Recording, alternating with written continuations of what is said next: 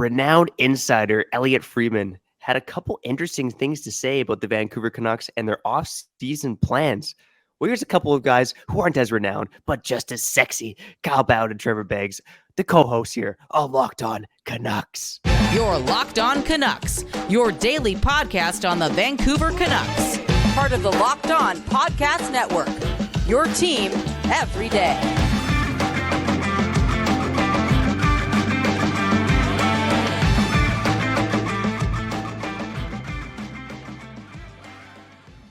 Hello and thanks for hitting the play button on today's episode of Locked On Canucks. My name is Trevor Beggs, Canucks writer and part-time credentialed media member for Daily Hive Vancouver. And we want to let you know that this episode is brought to you by FanDuel Sportsbook, official sportsbook of Locked On.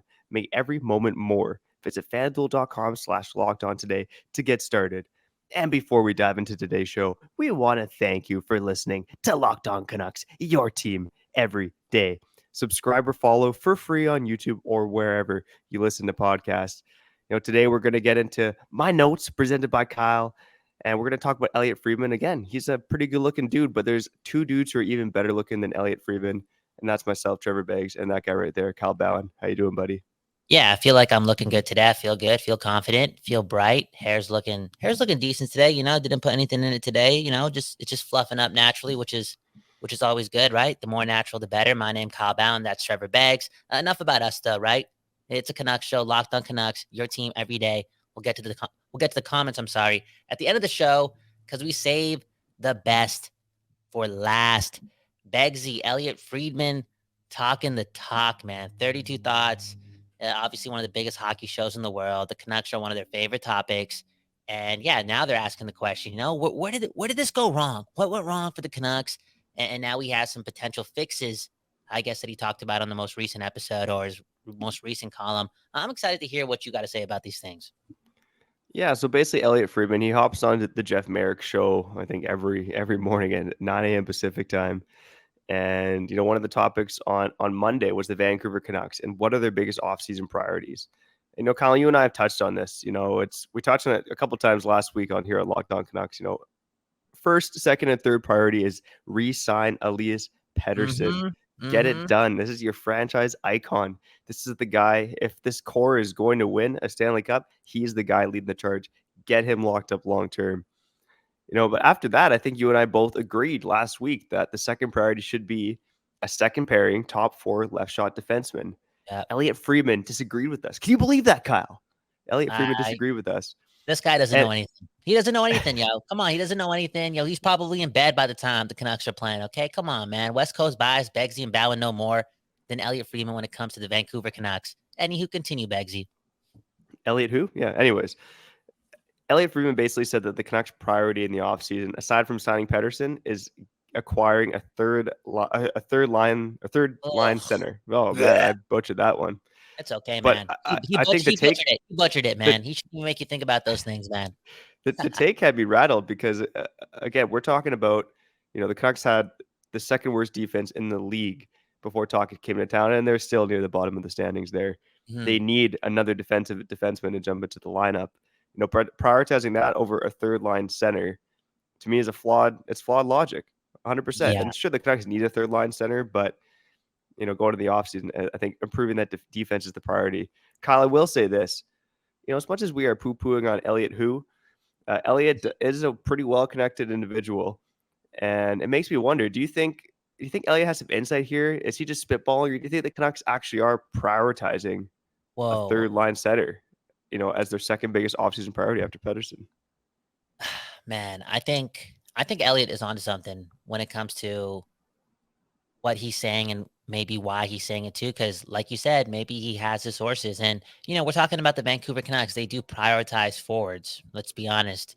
Let's be real. We're talking about the Vancouver Canucks. They already got their defenseman. They already got two.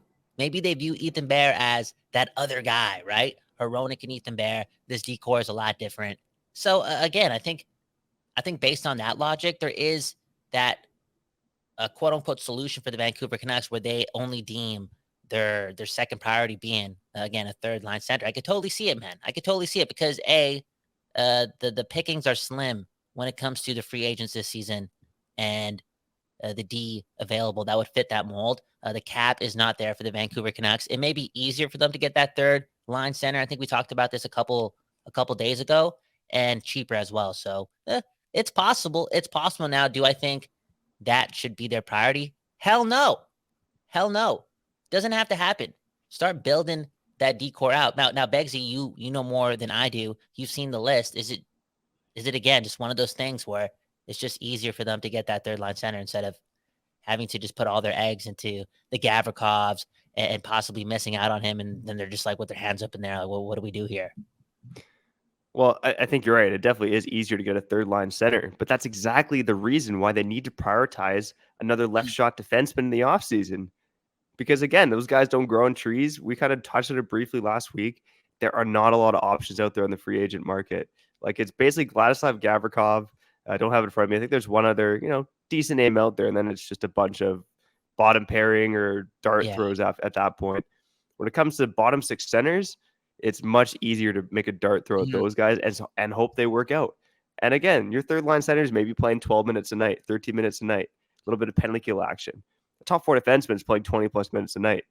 So again, it's easier to find a third line center. They play less. It's going to cost less. It should not be the Canucks' top offseason priority, aside from signing Elias Pettersson. Got to improve the defense, man. I think we've suffered for 10 plus years through crappy hockey. And Kyle, what's the number one reason why we suffered through crappy hockey?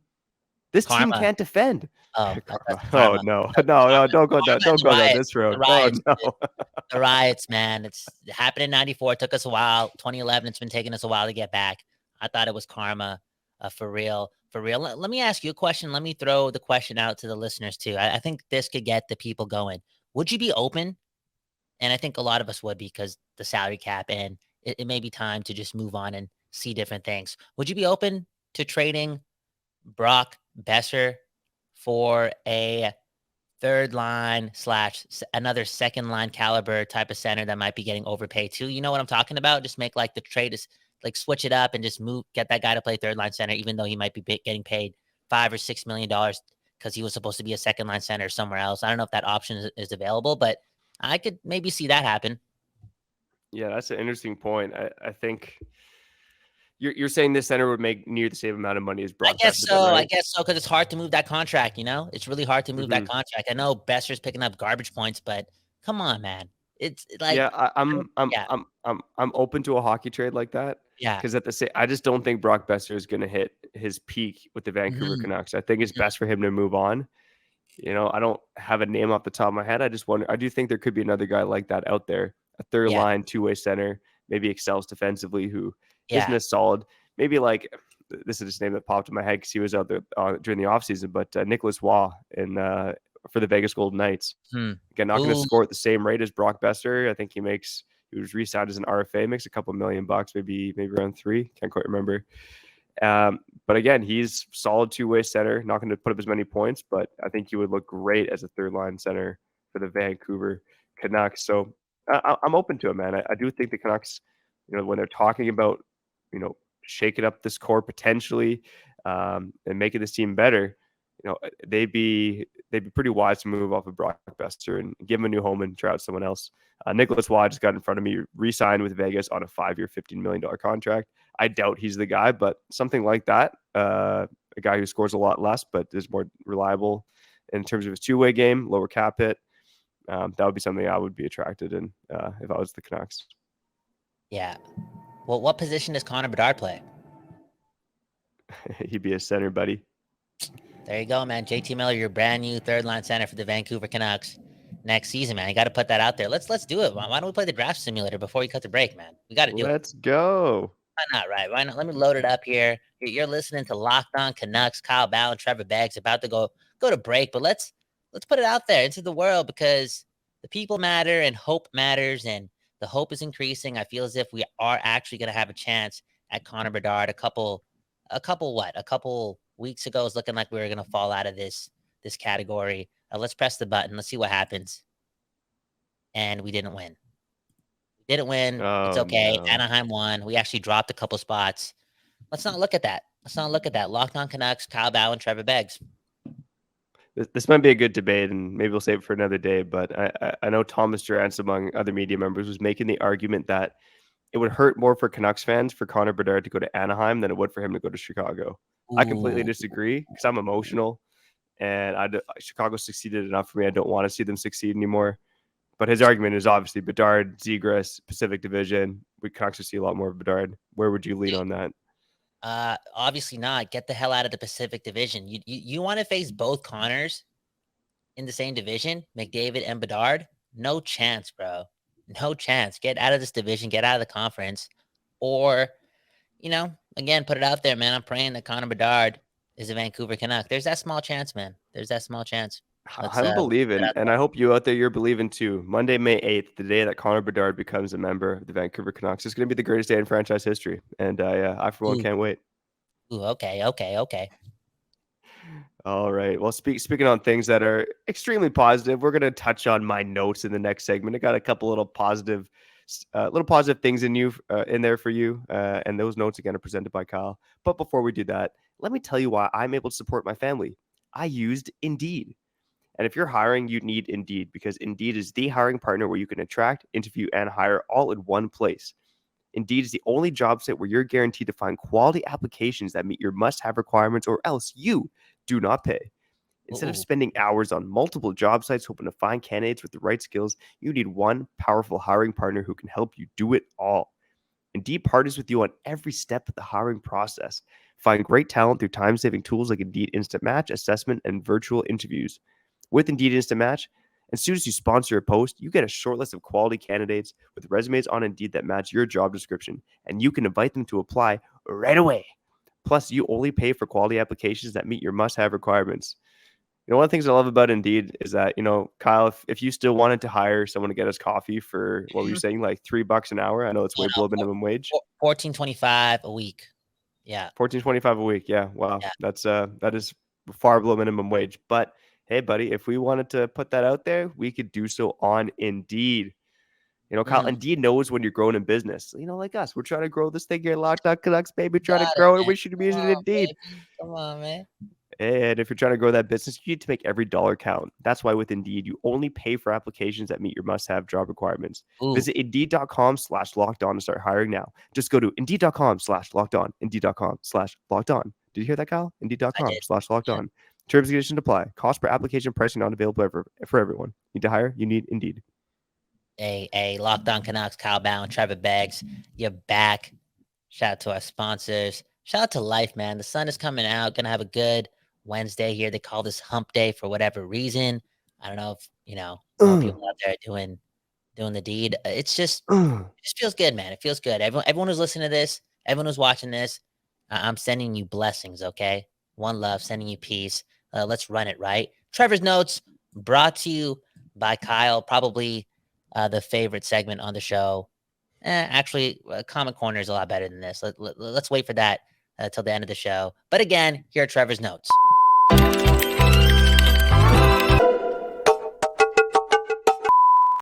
Okay, I see a whole bunch of notes here, and I just want to touch on one off the jump, and it might take the whole 7 to 8 minutes. I apologize for these college free agents that we're signing. I apologize to the college free agent that's played a couple games for the Canucks and is looking solid, blah, blah, blah. Henrik and Daniel, they called it quits 5 years ago. I was at that game. I was at that moment. They're still with the team, behind the scenes, sometimes on the ice with the club. Those two will always be favorites and always be people that I'm not going to shy away from talking about and spending minutes on. Henrik and Daniel, one love to you. Definitely had me closer to my brothers, for real. If it wasn't for Henrik and Daniel, would I be such a bro dude? I don't know. I was talking to my homies about this yesterday, man. For real.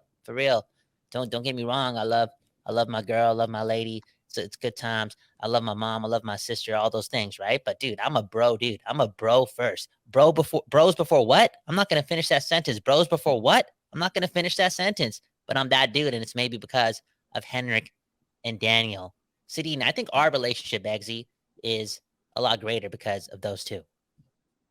Well, yeah, I think, you and I bonded. Well, we met each other and then bonded in 2011 based on the Canucks, and who was driving the bus for the Canucks at that point? It was Henrik and Daniel Sedin. I mean, again, when we talk about the mediocrity in this market, 8 years without a home playoff game, all that stuff. And the Sedins, again, the tail end of the careers was a part of that. Again, I think you just want to see good hockey in this market. And that goes back to our conversation about, are championships the only thing that matter? I argued no, because championships are really hard to get. But that caveat is that you need good hockey. You need something to cheer about. You need something to be excited about, where you can, bond with your buddies, watch some playoff games.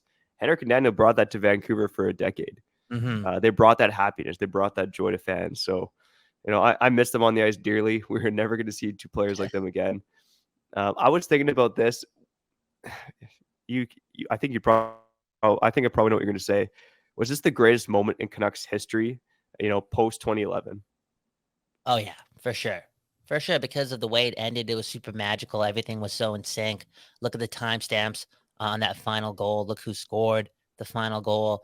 It just made sense, man. It was a super well-deserved miracle-like moment.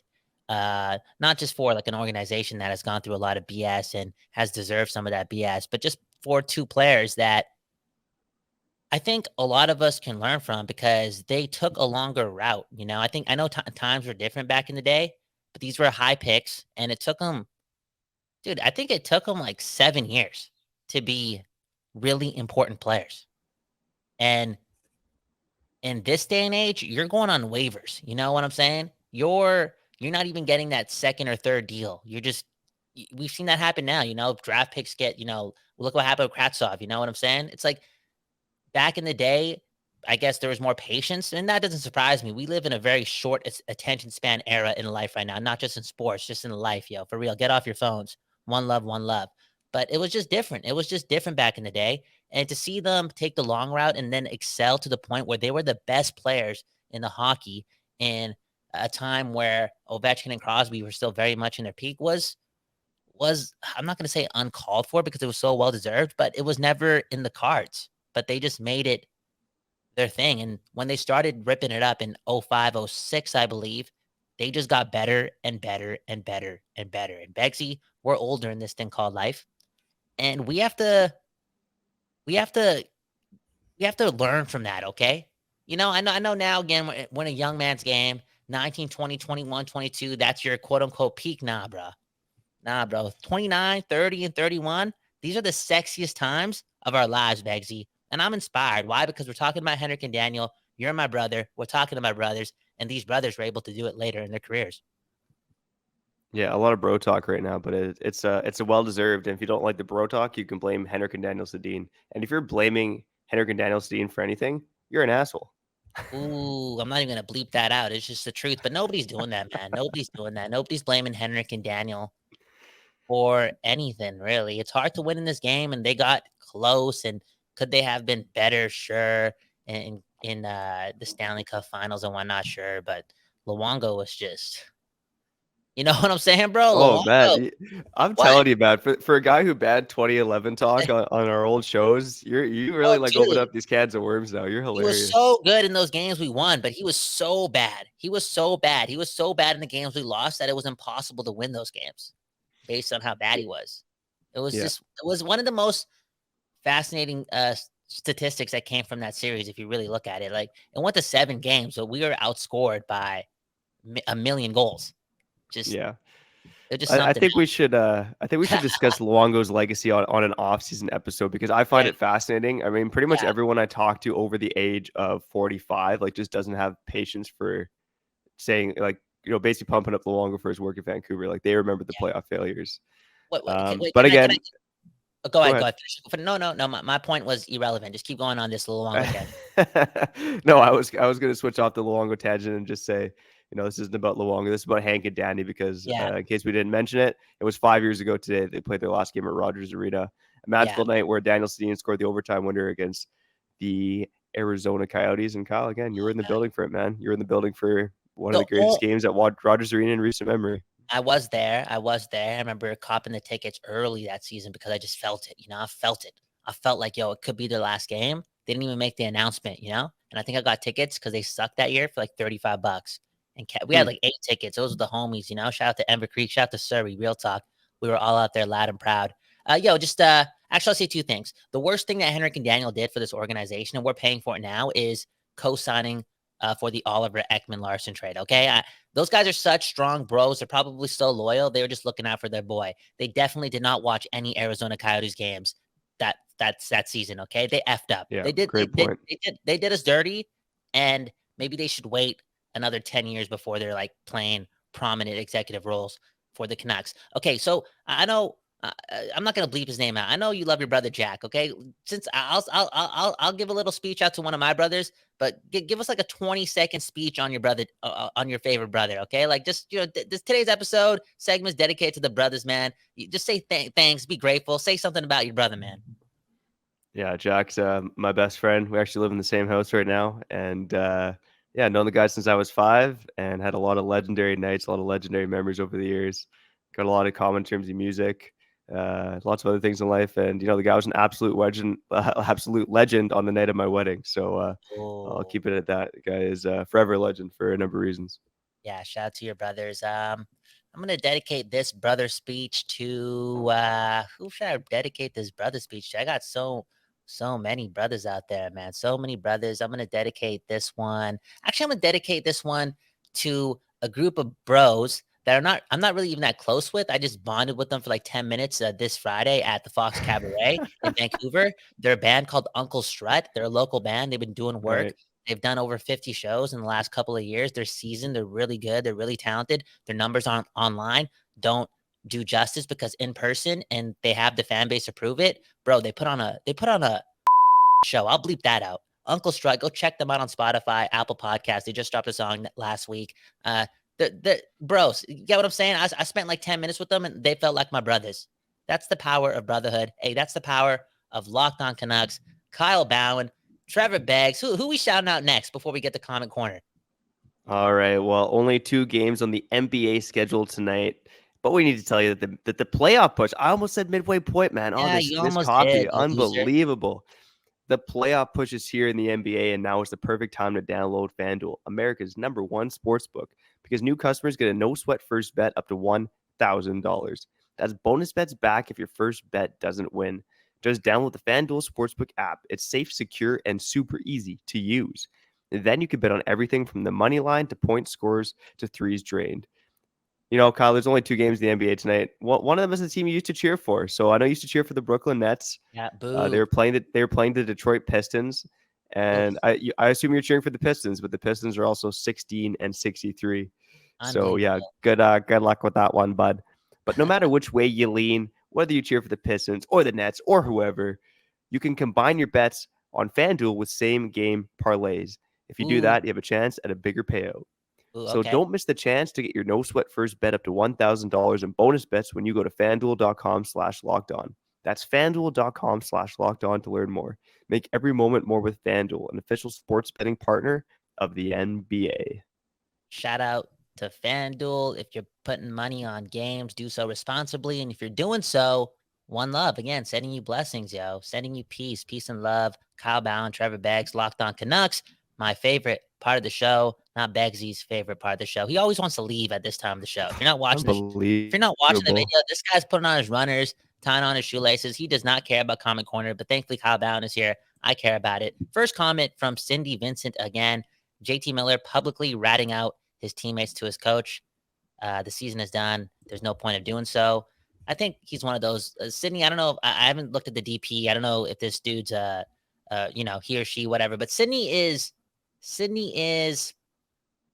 bitter, still bitter towards JT Miller. Like, I feel as if, dude, you haven't been watching the program for a long time. And here we're all about that. Leave JT alone. It is what it is. Well, you're all about that. Leave JT alone. Don't let me in with you, buddy. We're stuck with him.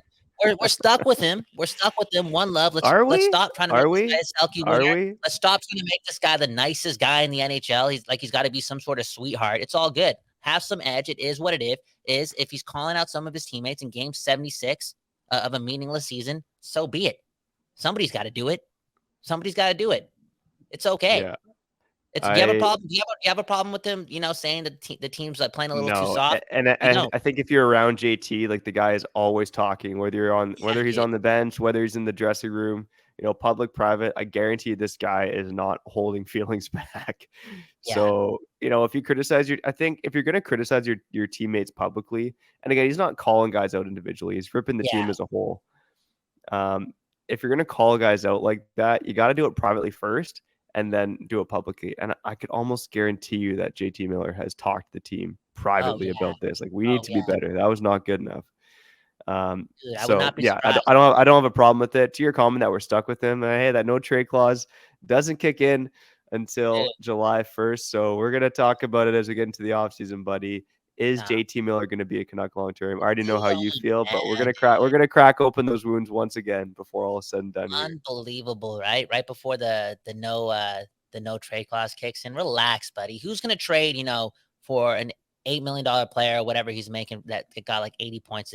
Dude, it's over. Okay, It sounds like it almost happened during the offseason. It sounds like it almost happened during the trade deadline, man. They needed something to talk about. Okay, let's not go there. Another comment, JDAC. Maybe we do have some bad karma from the riots. I think we definitely do because, you just can't get away from that stuff, right? We got to reverse it. I feel as if we can reverse it if, everyone picks up a piece of garbage today off the road. If you're in the city, lower mainland, actually anywhere in the world, if you're cheering for this team, you see a piece of garbage on the ground, just pick it up, even if it's not yours. You can take it a step further and grab 2 extra points if you pick up another dog's poop. That's some extra stuff. I'm not, demanding that you do that, but if you do that, big points. And, we'll tie it back to Henrik or Daniel Sedin. One of them actually said that their biggest ick / biggest thing that they don't like in this world is when people don't pick up their dog's poop. Now, JDAC, again, I'm always going to call him out because he is from Surrey. This is Surrey's Canucks show. We're going to do it. Don't be surprised that in 12 months when the Canucks are in game 6 of the first round, me and Trevor are doing a live podcast in the middle of 72nd and 120th on Scott Road. Just in the middle. Set up a table, a generator. They'll open it up for Locked On Canucks. All right, Kyle Bhawan, Trevor Beggs, JDAC. Tell your boys, tell your sisters that this is Surrey's Canucks show. Spread the word. Yeah, 100%. And, never mind good karma just for the Canucks, winning a Stanley Cup one day. But those Bedard sweepstakes coming up in 5 weeks. So let's get locked and loaded on the karma because, again, Canucks never won a draft lottery ever. Now's the year. If it's going to happen, it's got to happen this year. Let's make some magic happen.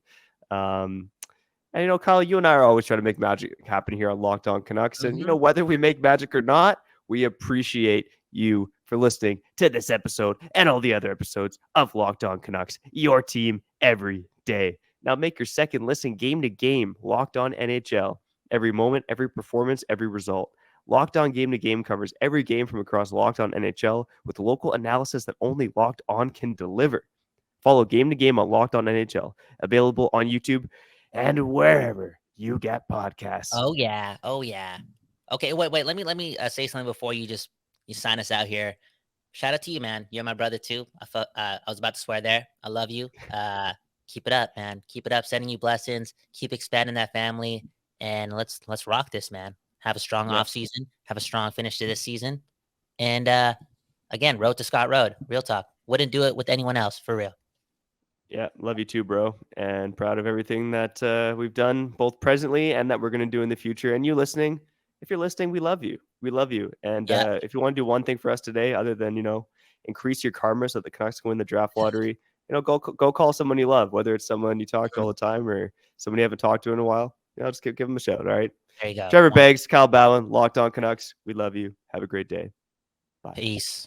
Your Locked On Canucks, your daily podcast on the Vancouver Canucks. Part of the Locked On Podcast Network. Your team every day.